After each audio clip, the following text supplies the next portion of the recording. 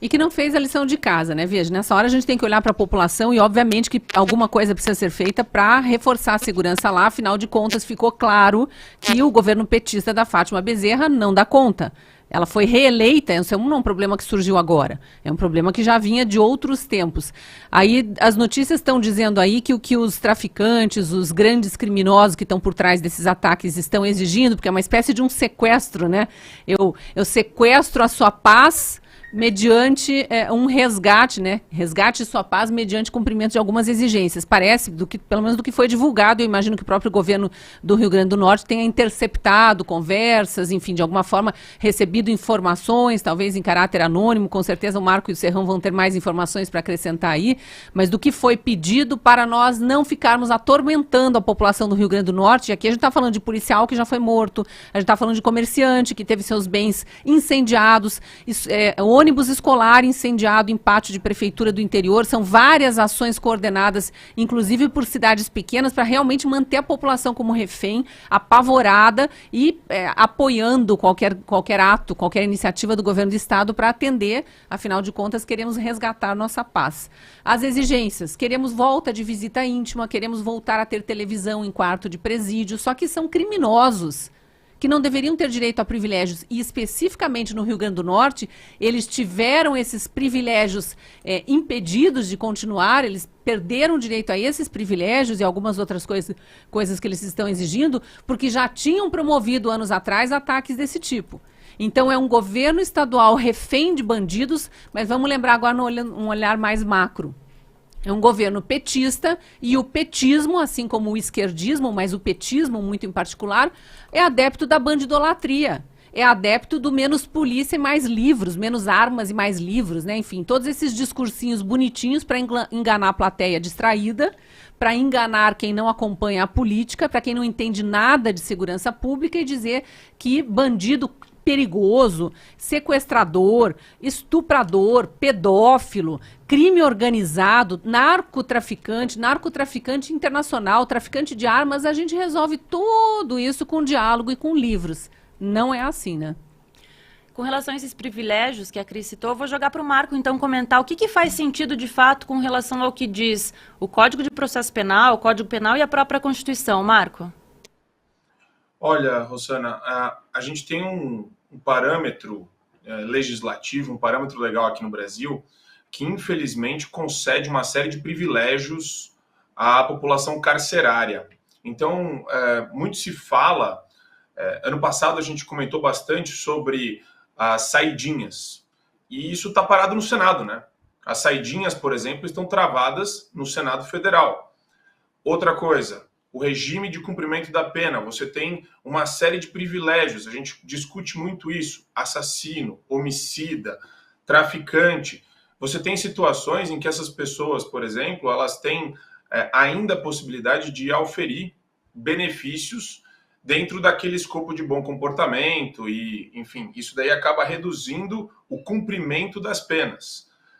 Então você tem a possibilidade de redução até de 30 anos de condenação de um determinado crime, a pessoa às vezes cumpre 5, 6, 7 e já está em regime semiaberto em seguida. Então ela continua teoricamente cumprindo, mas ela já tem mobilidade, já consegue interagir com outras pessoas do seu círculo social.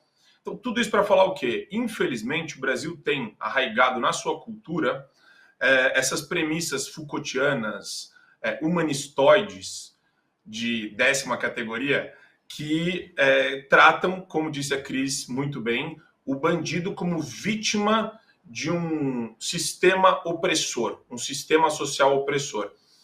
E quando ele é vítima, você dá para a vítima uma série de benefícios e privilégios. E é assim que o jogo segue hoje no Brasil. Enquanto não houver uma reforma profunda do nosso sistema penal, do nosso arcabouço normativo, do direito penal e processual penal, a gente vai ter que conviver com essa insanidade que é. As polícias, isso tem também em vários documentários interessantes, tem um do Brasil Paralelo, que é maravilhoso, que é Entre Lobos, e fala muito sobre como existe uma falta de coordenação e integração das polícias civil e militar, como existe o problema endêmico da segurança pública no Brasil. A Cris falou também dessa questão dessa pseudonarquia, lembram do Espírito Santo? O que foi o Espírito Santo durante vários dias? O caos e a anarquia que foi por conta de greve de policial lá naquele estado. Então, quer dizer, a gente precisa mudar o sistema profundamente, né? Precisa ter um sistema mais eficiente do ponto de vista da polícia e do suporte que é dado para o policial militar.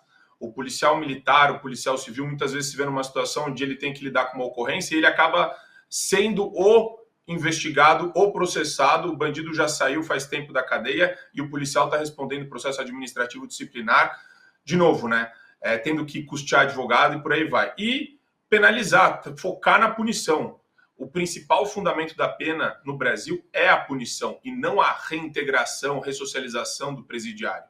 Tem que começar pelo começo. Primeiro a punição, depois você vai falar para mim, eventualmente, em como reabilitar, como reintegrar aquele indivíduo na sociedade. Serrão, a gente já viu isso acontecer outras vezes. Não é a primeira vez, né, que a gente tem coisas desse tipo acontecendo. Quer dizer, se vira moda, como é que faz? O governo federal vai ter que mandar dinheiro sempre para tentar evitar ou coibir esse tipo de ação? Sem áudio, Serrão. Nesse horizonte... Deu. Agora voltou. O que está se enxergando nesse horizonte é que esse caso do Rio Grande do Norte pode não ser isolado. Ele pode estar sendo aí apenas um treinamento para o que pode vir depois, pipocando em outros estados da federação. Vamos lá. Qual é o ponto mais grave do Brasil? Nós não temos justiça eficiente. Aqui não se faz justiça de verdade. Estamos aí debatendo, Deltan Dallagnol agora está trazendo de volta o debate sobre a questão da prisão em segunda instância. Mas a gente aqui no Brasil não consegue ter a efetiva prisão em nenhuma instância. As prisões, na verdade, tem uma frase de um teatrólogo do século retrasado, do século XIX, o Martim Pena, que ele dizia: as leis criminais se fizeram para os pobres. E no Brasil, longe disso ser um discurso de luta de classe, ele é bem realista. Se você olhar a grande massa carcerária brasileira, ela é composta por gente muito pobre, por gente que não tem a menor condição. E a maioria daqueles que seriam os presos com condição mais privilegiada, esses não existem. Agora, como no Brasil se desenvolveu uma organização criminosa, aí passamos a ter uma categoria de presos privilegiados. Nós temos hoje no Brasil um sistema carcerário ruim, de péssima qualidade para o preso. Não é bom ficar nas cadeias brasileiras, elas são medievais, mas dentro delas você tem presos com privilégios. Você tem presos que têm poder.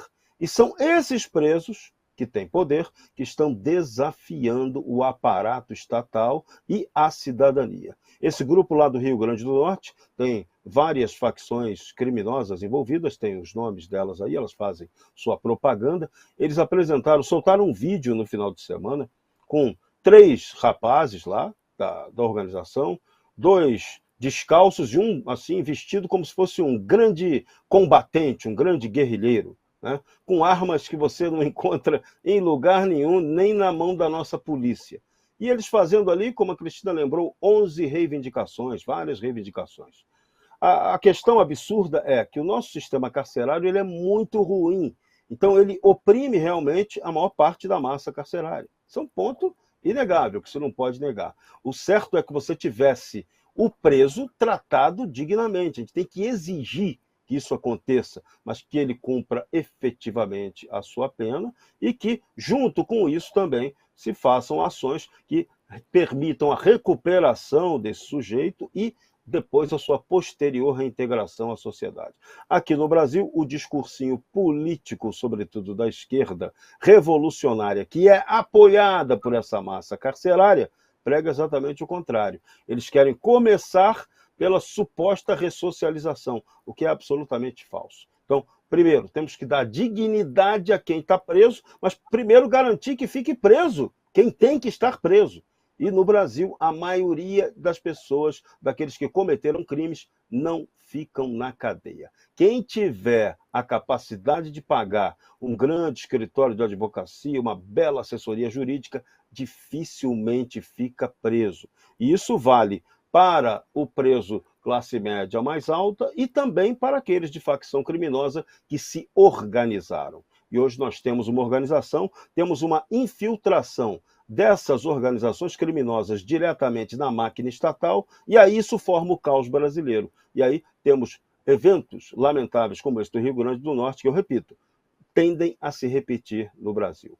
Para acontecer algo semelhante em São Paulo, por exemplo, não custa nada. Ainda mais porque isso seria um ótimo motivo para desgastar politicamente o governador ou qualquer outro governador aí que seja uma ameaça política ao governo federal.